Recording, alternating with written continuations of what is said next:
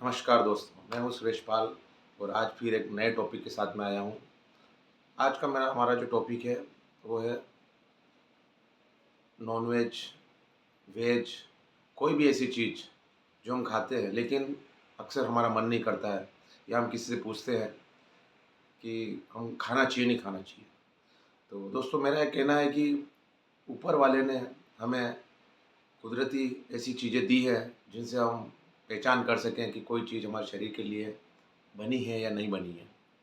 उदाहरण के लिए मैं बताना चाहूँगा कि अगर आप जैसे नॉनवेज खाते हो तो सबसे पहले तो आप उस आँखों से देखो, क्या आपको देखने में सुंदर लग रहा है?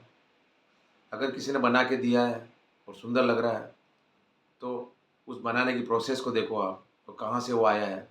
जब आप अपनी आँखों से वो चीज़ देखोगे, तो आपको ऑटोमेटिक घृणा होने लगेगी। जब आप जहाँ से ये चीज़ें आती हैं, अगर उसके बाड़े में जाओगे, वहाँ जो स्मेल आती है, मतलब नाक, आपका नाक मना कर देगा, आपकी आँखें मना कर देगी। लेकिन इन सब चीज़ों को अपन दरकिनार करके सिर्फ़ मुँह के कारण, एक स्वाद के कारण उस चीज़ को खाना पसंद करते हैं। तो दोस्तों मेरा ये कहने का मतलब है कि आप कोई भी चीज़ अपने पाँचों इंद्रियों को उसमें लगा के देखो कि क्या कोई चीज़ आँखों से सुंदर दिख रही है, नाक से उसमें कैसी स्मेल आ रही है, मुँह से उसका टेस्ट कैसा है, कान से उसकी आवाज़ें कैसी आती है।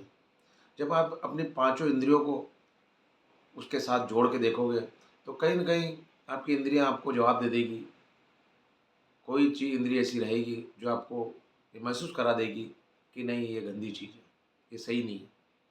तो ऐसा नॉन-वेज ही नहीं वेज में भी होता है, जो आजकल हमारे मार्केट में फूड पैकिंग जो मिलती है, आपने सिर्फ़ अपनी आँखों से उसको देखा है, उसको बनते हुए नहीं देखा है।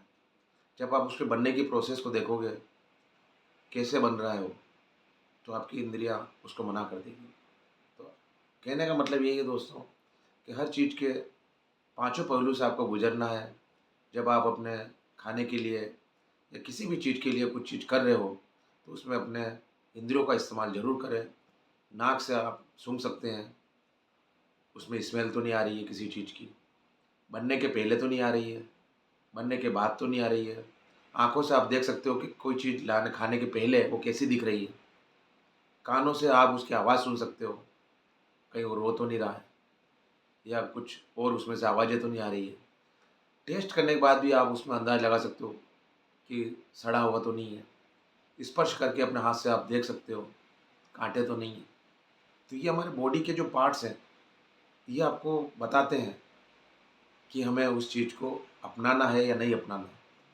तो दोस्तों, मेरा कहने का मतलब यही है सिर्फ़ कि कोई भी चीज़ अपने शरीर में जो अपनी इंद्रियाँ हैं, उनको वश में रखो और उन इंद्रियों की चाहत के अनुसार कौन-सी चीज़ अपने शरीर में एक्सेप्टेबल है और कौन-सी नहीं है।